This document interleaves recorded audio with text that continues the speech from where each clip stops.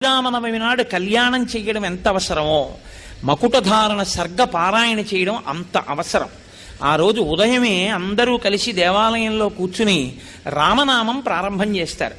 ప్రారంభం చేసి సాయంకాలం వరకు చక్కగా రామనామం చేసి పట్టాభిషేక సర్గని మకుటధారణ సర్గని పారాయణ చేసి స్వామివారి కిరీటాన్ని మానసికంగా చూస్తారు. ఎందుకంటే కిరీటం మీ ఎదురుగుండా వచ్చి ఉండదు కదా. ఆ మకుటధారణ సర్గ చదివేటప్పుడు కేవలం మనసుతో చూడమని చెప్తారు.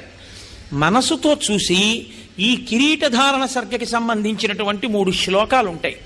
ఈ 3 శ్లోకాల్ని అందరితోటి చెప్పిస్తారు ఒకసారి. మిగిలిన సర్గ ఎవరు వచ్చి దాన్ని ప్రవచనం చేస్తున్నారో ఆయన ఆ సర్గనంతటినీ చెప్పేస్తారు. కానీ శ్లోకాలు మాత్రం అందరితోటి చెప్పిస్తారు. మహానుభావుడు పరమాచార్య స్వామి వారు శరీరంతో ఉన్న రోజుల్లో వారు ఎక్కడ ఉంటే అక్కడ శ్రీరామనవమి